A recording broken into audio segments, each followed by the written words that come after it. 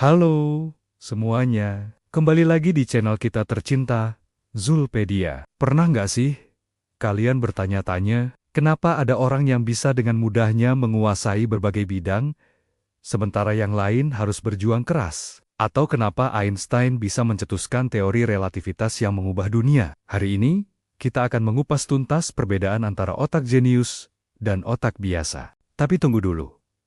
Sebenarnya apa sih yang membuat seseorang disebut jenius? Apakah karena mereka terlahir dengan otak yang berbeda? Atau ada faktor lain yang mempengaruhinya? Mari kita mulai dengan fakta menarik. Penelitian menunjukkan bahwa otak Albert Einstein memiliki jumlah sel glia yang lebih banyak dibandingkan otak rata-rata. Sel glia ini berperan penting dalam mendukung fungsi neuron dan membantu proses berpikir yang lebih efisien. Tapi bukan berarti kita yang tidak memiliki jumlah sel glia sebanyak Einstein tidak bisa menjadi jenius. Yang membedakan otak jenius dengan otak biasa sebenarnya bukan hanya struktur fisiknya, tapi juga bagaimana otak tersebut digunakan. Bayangkan otak seperti otot. Semakin sering dilatih, semakin kuat dan efisien cara kerjanya. Para jenius umumnya memiliki kebiasaan yang membuat otak mereka terus aktif dan berkembang. Salah satu ciri khas otak jenius adalah kemampuannya dalam membentuk koneksi neural yang lebih kompleks. Mereka tidak hanya menyimpan informasi, tapi mampu menghubungkan berbagai konsep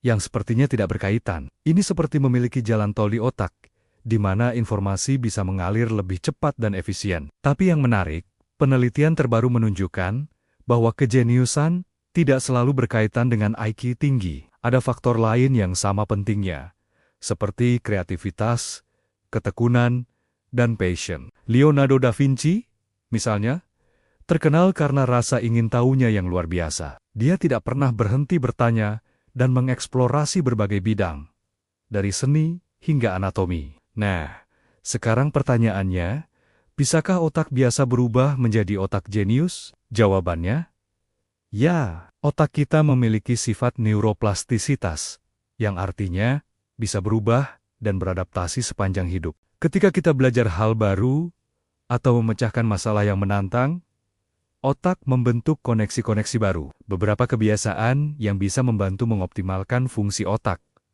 Pertama, belajar hal-hal baru secara konsisten. Kedua, melatih kemampuan berpikir kritis dan problem solving. Ketiga, menjaga pola hidup sehat dengan tidur cukup, olahraga teratur, dan nutrisi seimbang. Keempat, melatih mindfulness dan meditasi yang terbukti dapat meningkatkan fokus dan kreativitas. Yang tidak kalah penting adalah lingkungan. Otak jenius berkembang optimal dalam lingkungan yang mendukung pembelajaran dan eksplorasi. Ini termasuk akses ke pendidikan, exposure terhadap ide-ide baru, dan kesempatan untuk bereksperimen dan membuat kesalahan. Menariknya, para jenius juga sering mengalami kegagalan. Thomas Edison gagal ribuan kali sebelum berhasil menciptakan bola lampu. Stephen Hawking tetap menghasilkan teori-teori brilian meski menghadapi tantangan fisik yang berat. Ini menunjukkan bahwa kejeniusan juga berkaitan dengan resiliensi dan kemampuan untuk bangkit dari kegagalan.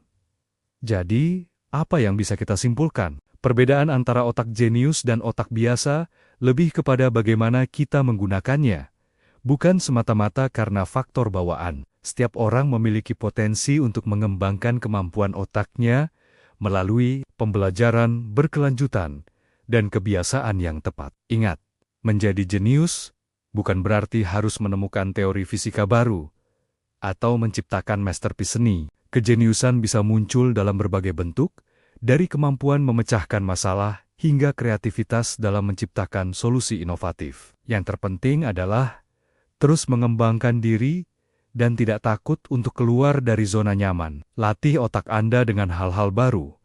Jaga kesehatan fisik dan mental, dan yang paling penting, percaya pada kemampuan diri untuk terus berkembang. Nah, bagaimana menurut kalian? Apakah kalian sudah menerapkan kebiasaan-kebiasaan yang mendukung perkembangan otak? Bagikan pengalaman kalian di kolom komentar di bawah. Jangan lupa like, subscribe, dan share video ini ke teman-teman yang mungkin tertarik untuk mengoptimalkan fungsi otaknya. Sampai jumpa di video berikutnya dengan pembahasan menarik lainnya. Tetap semangat mengembangkan potensi diri, karena setiap orang memiliki kesempatan untuk menjadi versi terbaik dari dirinya sendiri.